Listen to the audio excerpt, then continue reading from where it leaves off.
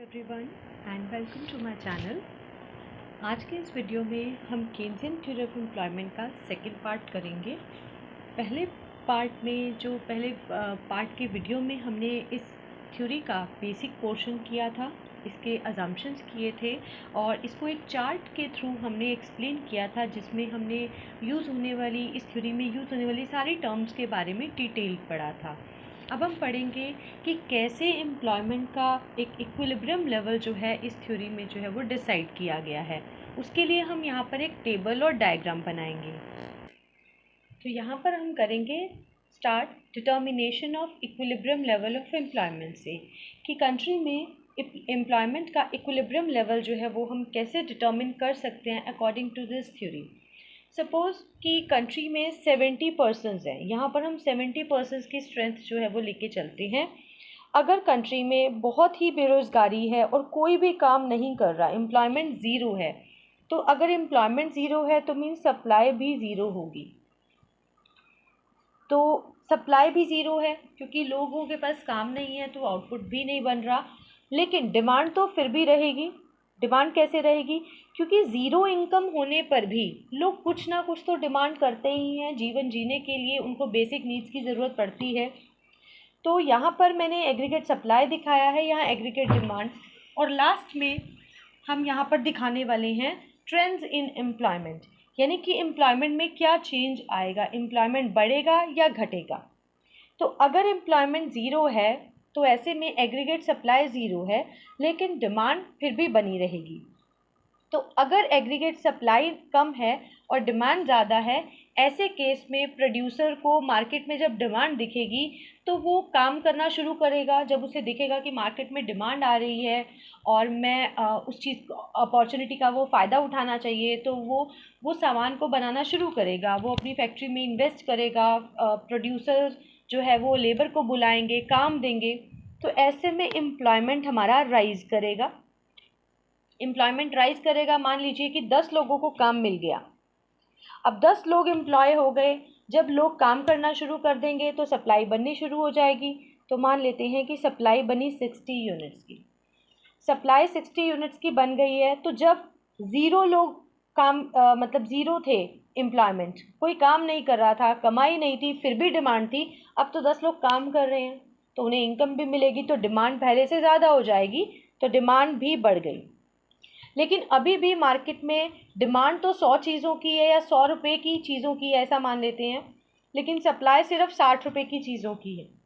तो ऐसे में अभी भी एग्रीगेट सप्लाई कम है और डिमांड ज़्यादा है, तो एम्प्लॉयमेंट और राइज़ करेगा, क्योंकि प्रोड्यूसर को यहाँ अपॉर्चुनिटी नज़र आ रही है, क्योंकि उसे एग्रीगेट डिमांड ज़्यादा दिख रही है, मार्केट में डिमांड है, तो वो और लोगों को काम देगा, तो मार्केट में एम्प्लॉयमेंट और बढ़ेगा। तो अब 10 की बजाय 20 लोग काम कर रहे हैं, 20 लोगों को काम मिल गया, तो लोग बढ़ गए हैं, तो सप्लाई भी बढ़ेगी। अब ज़्यादा लोग काम कर रहे हैं तो इनकम बढ़ी, इनकम बढ़ेगी तो डिमांड भी बढ़ेगी। तो डिमांड बढ़ के 120 हो गई, सप्लाई बढ़ के 90 हो गई। बट कंपैरेटिवली अभी भी एग्रीगेट डिमांड ज़्यादा है, तो इस केस में एम्प्लॉयमेंट फिर से राइज़ करेगा, तो और लोगों को चांस मिलेगा काम का, तो इससे सप्लाई और बढ़ेगी। अब एम्प्लॉयमेंट बढ़ा तो इनकम भी बढ़ी, इनकम बढ़ी तो डिमांड और इंक्रीज़ होगी। तो लेकिन अभी भी वही सिचुएशन है सेम, तो एम्प्लॉयमेंट फिर से राइज होगा। तो 40 लोग अब एम्प्लॉय हो गए, सप्लाई बढ़ी, डिमांड फिर से बढ़ी, अब फिर से ये राइज हो जाएगा। अब करते करते हम ये 50 के लेवल पर पहुंच गए। 50 लोगों के पास काम है, 50 लोगों के पास काम आ गया। अब सप्लाई फिर से बढ़ी, डिमांड फिर से बढ़ गई। अब हम यहाँ देख रहे हैं कि सप्लाई और डिमांड इक्वल हो गया है। यहाँ पर प्रोड्यूसर को कोई इनिशिएटिव या कोई मोटिवेशन नहीं है कि उसे और लोगों को काम पे लगाना चाहिए या नहीं। यहाँ तक तो उसे दिख रहा था कि डिमांड ज़्यादा है, तो उसे अपॉर्चुनिटी नज़र आ रही थी, तो इसलिए वो और लोगों को काम पे लगा रहा था। लेकिन अब यहाँ पर उसे दिखा कि मार्केट में उसने जितना सामान दिया उतना ही डिमांड है। 180 चीज़ें बनाई, 180 रुपये की चीज़ें बिक गई, तो और एम्प्लॉयमेंट बढ़ाना चाहिए, उसे ऐसा कोई मोटिवेशन नहीं है, एम्प्लॉयमेंट कम करना चाहिए ऐसा भी उसके दिमाग में नहीं आएगा, क्योंकि जितना बनाया सारा का सारा बिक गया। तो ऐसे में वो न्यूट्रल हो जाएगा, इसे हम इक्विलिब्रियम की कंडीशन बोल सकते हैं। तो वो यहाँ पर आके रुक जाएगा। जैसे मैंने बोला कि मान लेते हैं कि कंट्री में 70% है, 50 लोग काम पर लगे हुए हैं और इक्विलिब्रियम आ गया है, यानी कि 20 लोग अभी भी बेरोजगार हैं।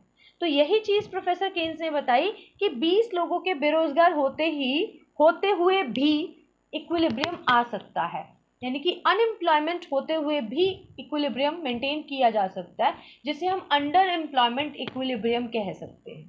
ठीक है, अब वैसे तो प्रोड्यूसर यहाँ से आगे नहीं बढ़ाएगा, तो मान लेते हैं कि अगर 60 लोग काम में लगे हुए हैं, तो क्या होगा, सप्लाई ज़्यादा और डिमांड और ज़्यादा। लेकिन अब अगर हम कंपेयर करें तो सप्लाई ज़्यादा है और डिमांड कम है। सप्लाई ज़्यादा है और डिमांड उतनी है नहीं, तो प्रोड्यूसर को देखेगा कि मेरा सारा सामान तो बिक नहीं रहा, तो ऐसे में वो और सामान बनाना नहीं चाहेगा, वो और इन्वेस्टमेंट करना नहीं चाहेगा, तो वो और लोगों को काम पे भी क्यों रखेगा। इनफैक्ट उसके पास पहले से ही स्टॉक बचा हुआ है, तो वो लेबर को रखेगा क्यों, वो कुछ लेबर को निकाल देगा, मार्केट में अनएम्प्लॉयमेंट क्रिएट होगी। तो 60 लोग लगे हुए थे, उसने देखा कि सामान तो बिक नहीं रहा है, तो वो 60 में से कुछ लोग कम करके फिर से वही 50 पर लेवल पर पहुंच जाएगा, तो 10 लोग फिर से उसने बेरोजगार कर दिए। यानी कि जब सप्लाई डिमांड से ज़्यादा होगी तो लोगों को निकालने की टेंडेंसी रहेगी, यानी कि अनएम्प्लॉयमेंट की टेंडेंसी मार्केट में रहेगी। लेकिन जब तक डिमांड ज़्यादा थी, सप्लाई कम थी, तब तक एम्प्लॉयमेंट के राइज होने की टेंडेंसी है, लेकिन इस केस में एम्प्लॉयमेंट के फॉल होने की टेंडेंसी है। ठीक है, तो इस तरह से हम ये देख सकते हैं कि 20 लोगों के अनएम्प्लॉयड होते हुए भी ये इक्विलिब्रियम आ गया। 50 लोग काम कर रहे हैं, 20 लोग अभी बेरोजगार हैं, क्योंकि मार्केट में 70 लोग हैं, तो 20% के अनएम्प्लॉयड होते हुए यहाँ इक्विलिब्रियम आया। तो ऐसा इक्विलिब्रियम अंडर एम्प्लॉयमेंट इक्विलिब्रियम कहा जाएगा। तो ये हमने इसको टेबल से समझ लिया। अब हम इसे डायग्राम से करेंगे। तो यहाँ अब हम इसे डायग्राम में दिखाएंगे। ये है हमारा वाई एक्सिस, जिस पे हमने एग्रीगेट डिमांड और एग्रीगेट सप्लाई को लिया है, और ये है हमारा एक्स एक्सिस, जिस पे हमने एम्प्लॉयमेंट लेवल को लिया है। यहाँ पहले मैं एग्रीगेट सप्लाई कर्व बना रही हूँ, जो कि 45 डिग्री पे जाएगा। एग्रीगेट सप्लाई कर्व बिल्कुल सेंटर में से जाता है, ये स्टार्टिंग में बढ़ रहा है, लेकिन एक लेवल पे जाके कांस्टेंट हो जाएगा। कांस्टेंट कब होगा, फुल एम्प्लॉयमेंट के लेवल पर। एक लेवल के बाद सप्लाई नहीं बढ़ती, जब सब लोगों को काम मिल जाएगा तो उसके बाद उसके बाद आउटपुट आगे नहीं बढ़ेगा, क्योंकि सारे रिसोर्सेज फुली एम्प्लॉय हो गए हैं, तो हमारा सप्लाई भी कांस्टेंट हो जाएगा। इसके आगे हम सप्लाई को नहीं बढ़ा पाएंगे। लेकिन इससे पहले तक सप्लाई बढ़ रही है, इट मीन्स ये इससे पहले का ये वो लेवल है, ये सारा वो लेवल है जब अभी फुल एम्प्लॉयमेंट नहीं आया है। ये हमारा एग्रीगेट डिमांड का लेवल है। एग्रीगेट डिमांड का जो कर्व होता है वो ओरिजिन से ऊपर से स्टार्ट किया जाता है। ये हमारा एग्रीगेट डिमांड का कर्व आ गया। तो एग्रीगेट डिमांड कर्व और एग्रीगेट सप्लाई कर्व इस पॉइंट पर इंटरसेक्ट हो रहे हैं। इसे मैं इक्विलिब्रियम पॉइंट हम इसे डिक्लेयर कर सकते हैं। इसे मैंने ई से शो किया है। तो मान लीजिए कि इस इनकम लेवल पर ये हमारा इक्विलिब्रियम है, लेकिन फुल एम्प्लॉयमेंट आएगा हमारा यहाँ पर। जब हमारा सप्लाई कांस्टेंट हो जाएगा वहाँ हमारा फुल एम्प्लॉयमेंट आएगा। लेकिन इस फुल एम्प्लॉयमेंट से पहले के एम्प्लॉयमेंट लेवल पर हमारे पास इक्विलिब्रियम आ गया। मीन्स यहाँ पर एग्रीगेट डिमांड और सप्लाई बराबर तो हैं, लेकिन ये वो लेवल है जब इतने लोग अभी अनएम्प्लॉयड हैं। मीन्स ये अंडर एम्प्लॉयमेंट इक्विलिब्रियम का लेवल है। यहाँ इक्विलिब्रियम तो है, लेकिन अंडर एम्प्लॉयमेंट के केस में। फुल एम्प्लॉयमेंट के केस में इक्विलिब्रियम आएगा यहाँ पर, जब सब लोगों को काम मिल जाएगा और हम फुल एम्प्लॉयमेंट पर पहुँच जाएंगे, तो वहाँ पर हमारा जो है वो फुल एम्प्लॉयमेंट होगा। लेकिन उसको लाने के लिए हमें इस एग्रीगेट डिमांड कर्व को ऊपर शिफ्ट करना होगा। ये हमारा एग्रीगेट डिमांड कर्व जब ऊपर शिफ्ट होगा। अब एग्रीगेट डिमांड कर्व ऊपर कैसे शिफ्ट हो सकता है, इसके दो कंपोनेंट्स होते हैं, कंजम्पशन और इन्वेस्टमेंट। कंजम्पशन को तो हम ज़्यादा चेंज नहीं कर सकते, it remains constant in the short period. ये हमने पहले पिछले थ्योरी में पढ़ा, जो इसका पिछला पार्ट हमने किया था, उसमें हमने पढ़ा था। तो यहाँ पर हमारे पास ऑप्शन बचा इन्वेस्टमेंट। तो इन्वेस्टमेंट को बढ़ाएंगे तो हमारा एग्रीगेट डिमांड कर्व डायरेक्ट ऊपर जा सकता है। तो ये तो मैंने आपको बता दिया, जो अभी हमने टेबल किया उसके अकॉर्डिंगली ये हमारा एम्प्लॉयमेंट, ये हमारा इक्विलिब्रियम पॉइंट आ गया जो कि अंडर एम्प्लॉयमेंट है। तो ये डायग्राम तो अंडर एम्प्लॉयमेंट इक्विलिब्रियम को शो कर रहा है। अब हम पढ़ेंगे कि क्या फुल एम्प्लॉयमेंट इक्विलिब्रियम नहीं आ सकता। बिल्कुल आ सकता है, हम फुल एम्प्लॉयमेंट इक्विलिब्रियम को अचीव कर सकते हैं। तो हम फुल एम्प्लॉयमेंट को कैसे अचीव करेंगे, उसके लिए जैसे कि हम यहाँ पर देख सकते हैं कि यहाँ पर अंडर एम्प्लॉयमेंट है। अगर हमें फुल एम्प्लॉयमेंट पर पहुँचना है तो हमें इस कर्व को ऊपर शिफ्ट करना होगा। ऊपर शिफ्ट करने के लिए ऑप्शन है इन्वेस्टमेंट, यानी कि इन्वेस्टमेंट को अगर हम बढ़ा दें तो हमारा एग्रीगेट डिमांड कर्व बढ़ेगा। एग्रीगेट डिमांड कर्व ऊपर शिफ्ट हो जाएगा और ऊपर शिफ्ट होने के बाद यानी कि अगर और इन्वेस्टमेंट करते हैं तो और काम मिलेगा, और काम मिलेगा तो जो वो अनएम्प्लॉयड पर्सनस हैं उनको काम मिल जाएगा। उनको काम मिल जाएगा तो उनको इनकम भी मिलेगी, उनको इनकम भी मिलेगी तो मार्केट में डिमांड भी और बढ़ जाएगी। तो इस तरह से फुल एम्प्लॉयमेंट पर हम मेंटेन कर सकते हैं। उसके लिए हम यहाँ पर एक डायग्राम बनाते हैं। ये हमारा एक्स एक्सिस, यहाँ पर हम एग्रीगेट डिमांड और एग्रीगेट सप्लाई दिखाते हैं।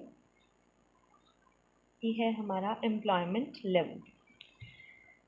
तो ये हमारा एग्रीगेट सप्लाई कर्व जो कि अब यहाँ पे आके कांस्टेंट हो गया है। ये हमारा एग्रीगेट डिमांड कर्व स्टार्टिंग में है। ये इक्विलिब्रियम, ये अंडर एम्प्लॉयमेंट इक्विलिब्रियम जो अभी हमने पहले भी दिखाया है। अब करते हैं कि अब फुल एम्प्लॉयमेंट लेवल कैसे जाएगा। हमें इस लेवल पे पहुंचना है। ये हमारा फुल एम्प्लॉयमेंट का लेवल है सप्लाई कर्व। तो उसके लिए हमें एग्रीगेट डिमांड को ऊपर शिफ्ट करना होगा। अगर इन्वेस्टमेंट बढ़ता है तो हमारा डिमांड कर्व ऐसे अपवर्ड शिफ्ट होगा। तो नया डिमांड कर्व हमारा AD1 होगा और हम इस पॉइंट पर आ गए और यहाँ पर हमारी एग्रीगेट डिमांड, जो हमारा इन्वेस्टमेंट बढ़ने से एग्रीगेट डिमांड बढ़ा, ठीक है। इन्वेस्टमेंट बढ़ा तो सप्लाई भी बढ़ जाएगी क्योंकि हमने ज़्यादा लोग लगाए तो उन्होंने सप्लाई भी बढ़ा दी और सप्लाई भी बढ़ गई, उधर से डिमांड बढ़ गई तो एग्रीगेट डिमांड और सप्लाई वापस इक्वल हो गए। तो इक्विलिब्रियम आ गया और यहाँ पर सब लोगों को काम भी मिल गया। तो यहाँ पर जो E1 पॉइंट है ये हमारा फुल एम्प्लॉयमेंट इक्विलिब्रियम पॉइंट, ठीक है। तो ना तो यहाँ पर इस टाइम देश में कोई बेरोजगारी होगी, ठीक है, कोई भी इनवॉलेंट्री अनएम्प्लॉयमेंट यहाँ पर नहीं रहेगी और सारा सामान जितना सप्लाई हो रहा है वो सारा का सारा डिमांड भी हो गया है। कुछ भी सप्लाई बचेगी नहीं, कुछ भी डिमांड की शॉर्टेज नहीं रहेगी। तो अब इससे ऊपर भी जा सकती है एग्रीगेट डिमांड। अगर इन्वेस्टमेंट और बढ़ जाती है तो एग्रीगेट डिमांड और इससे ऊपर जा सकती है। तो नया डिमांड कर्व हमारा AD2 हो जाएगा। अब इस केस में सप्लाई तो हमारी वही है लेकिन डिमांड बढ़ गई है। ऐसे केस में जब फुल एम्प्लॉयमेंट आ चुका हो और उसके बाद अगर इन्वेस्टमेंट बढ़ती है तो सिर्फ और सिर्फ डिमांड बढ़ेगी, क्योंकि सप्लाई तो बढ़ नहीं पाएगी, क्योंकि सप्लाई तो ये फुल एम्प्लॉयमेंट आ चुका है, ठीक है। तो ये फुल एम्प्लॉयमेंट पर इतना ही सामान बन सकता था। इसके बाद अगर आप और डिमांड इसके बाद अगर आप और इन्वेस्टमेंट बढ़ाते हैं तो और जो है वो एम्प्लॉयमेंट के लिए और हमारे पास रिसोर्सेज नहीं है और लोग नहीं है जिनको हम काम पर लगा सकें, इसलिए सप्लाई तो नहीं बढ़ेगी लेकिन डिमांड बढ़ते जा रही है। ऐसे केस में डिमांड ज़्यादा हो जाती है सप्लाई से और वो चीज़ में डिमांड एक्स्ट्रा है, ठीक है, चीज़ों की शॉर्टेज हो जाएगी, वो चीज़ फिर प्राइसेस को बढ़ाती है। तो अगर ये सिचुएशन आती है तो ये मार्केट में इन्फ्लेशन ला सकती है, ठीक है। और ऐसी सिचुएशन में हमारा नया इक्विलिब्रियम पॉइंट यहाँ होगा E2 पर और इसे कहेंगे ओवर फुल एम्प्लॉयमेंट इक्विलिब्रियम। यानी कि केन्स ने 3 लेवल ऑफ इक्विलिब्रियम बताए हैं। एक under employment equilibrium, under employment से हम फुल एम्प्लॉयमेंट को अचीव कर सकते हैं अगर हम इन्वेस्टमेंट को रेज कर देते हैं। इन्वेस्टमेंट बढ़ेगा, एग्रीगेट डिमांड बढ़ जाएगी, हम फुल एम्प्लॉयमेंट को अचीव कर लेंगे। और अगर इन्वेस्टमेंट और बढ़ता रहे तो डिमांड और बढ़ेगी, लेकिन उस केस में आउटपुट नहीं बढ़ेगा, एम्प्लॉयमेंट नहीं बढ़ेगा, प्राइसेस बढ़ेंगे सर, ठीक है। तो उसे हम ओवर फुल एम्प्लॉयमेंट की सिचुएशन कहते हैं, जब फुल एम्प्लॉयमेंट से ओवर का लेवल हो जाता है। तो ये थी हमारी पूरी केन्जियन थ्योरी। अब लास्ट पार्ट में हम करेंगे इस थ्योरी के क्रिटिसिज्म। हालांकि प्रोफेसर केन्स की थ्योरी जो है वो एक रिवॉल्यूशनरी थ्योरी जो है वो मानी गई है, लेकिन फिर भी इसमें कुछ पॉइंट्स पर इसको क्रिटिसाइज़ किया है कुछ मॉडर्न इकोनॉमिस्ट ने। तो वो पॉइंट्स क्या हैं? पहला पॉइंट है इसमें, the concept of equilibrium is self contradictory. यानी कि क्रिटिक्स का ये मानना है कि प्रोफेसर केन्स ने जो ये बोला कि अंडर एम्प्लॉयमेंट के केस में भी इक्विलिब्रियम हो सकता है, यानी कि बेरोज़गारी के केस में भी इक्विलिब्रियम आ सकता है। सबसे पहले तो क्रिटिक्स कहते हैं कि इक्विलिब्रियम का मतलब होता है जब देश में सब कुछ बैलेंस में हो, इकॉनमी में सब कुछ बैलेंस में हो, कोई अनएम्प्लॉयमेंट ना हो और हर चीज़ परफेक्ट है, उसे हम बैलेंस या उसे हम इक्विलिब्रियम कहते हैं। तो उनका कहना है क्रिटिक्स का कि अगर देश में बेरोज़गारी है तो हम उस सिचुएशन को इक्विलिब्रियम कैसे मान सकते हैं। सेकेंड पॉइंट है, Keynesian economics is mainly static. Keynesian economics is mainly static. Keynesian theory को स्टैटिक माना गया है, ये डायनेमिक एनालिसिस नहीं है, ऐसा क्रिटिसाइज़ किया गया है। कि उन्होंने कहा क्रिटिक्स ने कि ये तो बात सही है कि प्रोफेसर केन्स ने शिफ्टिंग इक्विलिब्रियम तो बता दिया कि कैसे हम इन्वेस्टमेंट को बढ़ाएंगे तो हम अंडर एम्प्लॉयमेंट से फुल एम्प्लॉयमेंट पर पहुंच सकते हैं, उससे इन्वेस्टमेंट और बढ़ेगा तो फुल एम्प्लॉयमेंट इक्विलिब्रियम से हम ओवर एम्प्लॉयमेंट इक्विलिब्रियम पर भी पहुंच सकते हैं। तो उन्होंने ये तो बता दिया कि इन्वेस्टमेंट में इंक्रीज़ करके ये आ सकता है, लेकिन इन्वेस्टमेंट में इंक्रीज़ कितने टाइम में होगा और इन्वेस्टमेंट में इंक्रीज़ होने के बाद इक्विलिब्रियम कितने टाइम बाद आएगा, मार्केट में और क्या क्या चेंजेस होंगे, उन्होंने उन चेंजेस के बारे में कुछ भी डिस्क्राइब नहीं किया है। इसलिए उनके इस थ्योरी को स्टैटिक माना गया है, यानी कि उन्होंने डायनेमिक चेंजेस को इसमें इंक्लूड नहीं किया है। अगला जो पॉइंट पर क्रिटिसाइज़ किया गया है वो है कि it has ignored long period. Assumption में सबसे पहली अजम्पशन ही यही थी केन्जियन थ्योरी की, जो हमने पिछले वीडियो में किया था, शॉर्ट पीरियड, कि प्रोफेसर केन्स की थ्योरी शॉर्ट पीरियड पर बेस्ड है। यानी कि उन्होंने जो भी ये रिजल्ट्स दिए, जो भी कुछ इन्होंने बताया सारा वर्किंग, वो सिर्फ शॉर्ट पीरियड में ही अप्लाई हो सकता है। लेकिन क्रिटिक्स का मानना है कि इकोनॉमिस्ट को शॉर्ट पीरियड सोल्यूशन नहीं, लॉन्ग पीरियड सोल्यूशंस को खोजना चाहिए। तो लॉन्ग पीरियड में अगर हम इसको लेके जाएं तो ये थ्योरी के कंसेप्ट जो हैं या बहुत कुछ चेंज हो जाता है, तो ये थ्योरी वहाँ अप्लाई नहीं हो सकती है। अगले इसमें unrealistic assumption of full employment.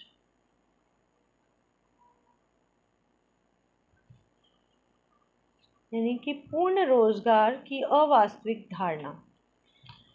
Professor Keynes ने अजम्पशंस में फुल एम्प्लॉयमेंट जो है unrealistic assumption of perfect competition, उन्होंने परफेक्ट कंपटीशन को जो है वो अज्यूम किया है, जबकि परफेक्ट कंपटीशन जो है वो रियल मार्केट में, चाहे वो फैक्टर मार्केट हो चाहे वो प्रोडक्ट मार्केट हो, उसमें एग्जिस्ट नहीं करता है। नेक्स्ट है, Keynesian theory is not a general theory.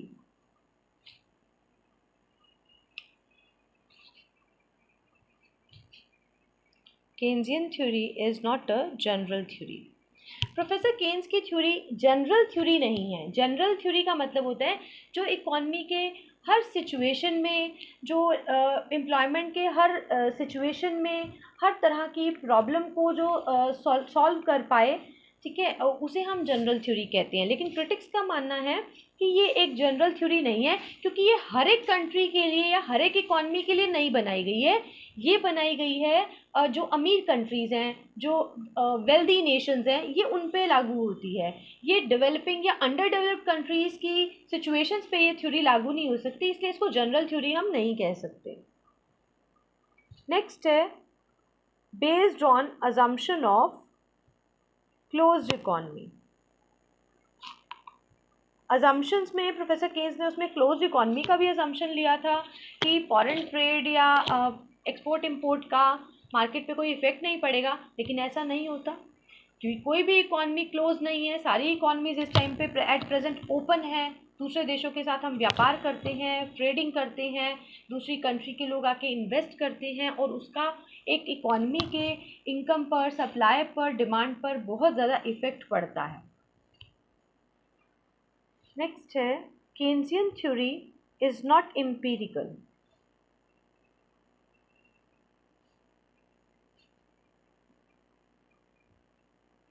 केन्सियन theory is not empirical. Empirical का मतलब है कि केन्स की थ्योरी एट प्रेजेंट जो प्रेजेंटली जो कंट्रीज़ की जो सिचुएशन है, जो प्रेजेंट सिचुएशंस होती हैं, करंट सिचुएशंस, उन पर ये लागू नहीं होती है मार्केट की सिचुएशंस पे।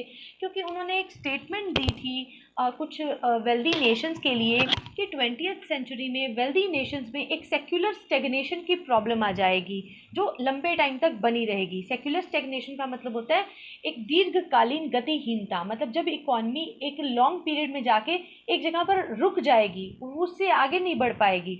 लेकिन ऐसा नहीं हुआ, वेल्दी नेशंस में ऐसी कोई स्टेगनेशन नहीं आई, वो ग्रो कर रही हैं, ठीक है। तो उनकी ये बात भी गलत साबित हुई, तो इसलिए इसको एम्पेरिकल नहीं माना गया है। नेक्स्ट है limited applicability of multiplier. Limited applicability of multiplier. Multiplier का कॉन्सेप्ट भी प्रोफेसर केन्स ने ही दिया था। मल्टीप्लायर का मतलब होता है कि एक देश में जब इन्वेस्टमेंट बढ़ता है तो इनकम कई गुना बढ़ती है, और जितने गुना बढ़ती है उसे मल्टीप्लायर बोला जाता है, मतलब इनकम मल्टीपल टाइम्स जो है वो इंक्रीज़ हो जाती है। लेकिन प्रोफेसर केन्स की इस थ्योरी में मल्टीप्लायर एप्लीकेबल तो है, लेकिन उसका एप्लीकेशन काफ़ी लिमिटेड है, क्योंकि मल्टीप्लायर बूम की कंडीशन में तो अच्छे से काम करता है, लेकिन डिप्रेशन के केस में उसकी जो वर्किंग है वो लिमिटेड हो जाती है। नेक्स्ट है इसमें lack of principle of acceleration. Lack of principle of acceleration. Acceleration या एक्सेलरेटर का जो प्रिंसिपल है वो ये बताता है कि इकॉनमी में जब इनकम प्रोसेस जब जनरेट होता है तो कैसे पहले इन्वेस्टमेंट बढ़ता है, फिर इनकम बढ़ती है, मल्टीप्लायर काम करेगा, फिर उस इनकम के बढ़ने से डिमांड बढ़ती है, फिर इन्वेस्टमेंट और बढ़ाना पड़ता है, फिर वो एक्सेलरेटर काम करता है। यानी कि एक कंट्री को, एक इकॉनमी को में जब इनकम प्रोपगेशन प्रोसेस स्टार्ट होता है तो उसमें मल्टीप्लायर और एक्सेलरेटर दोनों जो है वो बड़े इंपॉर्टेंट होते हैं। लेकिन प्रोफेसर केन्स ने अपने प्रोसेस में सिर्फ मल्टीप्लायर को इंक्लूड किया और एक्सेलरेटर को जो है वो इंक्लूड नहीं किया, और बिना एक्सेलरेटर के मल्टीप्लायर की वर्किंग जो है वो स्लो हो जाती है। नेक्स्ट है rate of interest. Rate of interest is not only a monetary phenomena.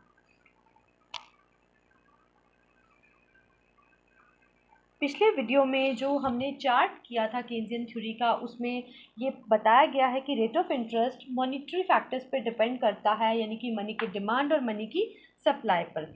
लेकिन क्रिटिक्स का कहना है कि इंटरेस्ट जो है वो सिर्फ मनी फैक्टर्स पर डिपेंड नहीं करता, बल्कि मॉनेटरी फैक्टर्स के साथ साथ रियल फैक्टर्स पर भी डिपेंड करता है।